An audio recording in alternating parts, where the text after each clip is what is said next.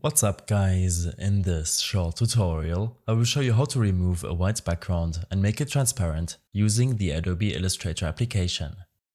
This should be quite an easy tutorial, everything you'll need will be listed in the description below.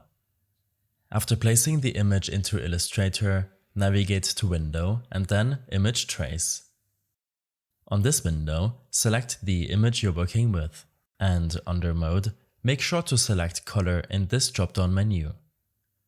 This will make sure that the image will keep its colors after removing the background.